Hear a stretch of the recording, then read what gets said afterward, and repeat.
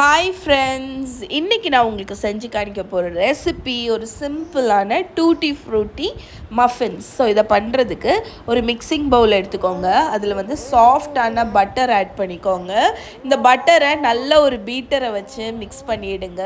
இப்போ இதில் கொஞ்சம் சுகர், அதுக்கப்புறம் வெண்ணிலா எசன்ஸ் அதை ஆட் பண்ணி நல்ல ஒரு பீட்டரை வச்சு 2-3 மினிட்ஸ் மிக்ஸ் பண்ணிடுங்க. ஸோ இது மிக்ஸ் ஆனதுக்கப்புறம் எக்கு வச்சுருக்கேன். ஸோ எக்கை வந்து நல்லா பீட் பண்ணி வச்சுருக்கேன். அதையும் ஆட் பண்ணி ஒரு விஸ்க் வச்சு 1 மினிட் வந்து மிக்ஸ் பண்ணிவிடுங்க. இப்போ இதில் பேக்கிங் பவுடர், அதுக்கப்புறம் பேக்கிங் பவுடர் போட்டு நான் லைட்டாக மிக்ஸ் பண்ணிடுவேன். அதுக்கப்புறம் மைதா மாவு, நீங்கள் கோதுமை மாவு கூட ஆட் பண்ணலாம்.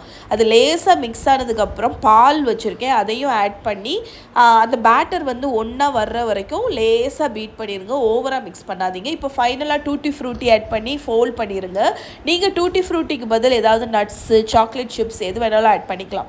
இப்போ ஒரு ஐஸ்கிரீம் ஸ்கூப்பை வச்சு ஈவனாட்டு மஃபின் லைனர்ஸ்க்கு டாப் வரைக்கும் வர்ற வரைக்கும் பேட்டரை வந்து ஃபில் பண்ணிடுங்க. மேலே வந்து கொஞ்சம் எக்ஸ்ட்ரா டூட்டி ஃப்ரூட்டி ஆட் பண்ணி அவனில் 180 டிகிரி செல்சியஸில் 20 to 25 மினிட்ஸ் பேக் பண்ணி எடுத்திங்கன்னா உங்களோட டூட்டி ஃப்ரூட்டி மஃபின்ஸ் வந்து ரெடி. இந்த பர்டிகுலர் ரெசிபியோட ஃபுல் ரிட்டன் ரெசிபி yummy.com இருக்குது.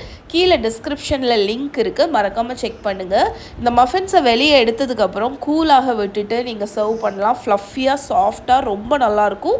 இதை கண்டிப்பாக ட்ரை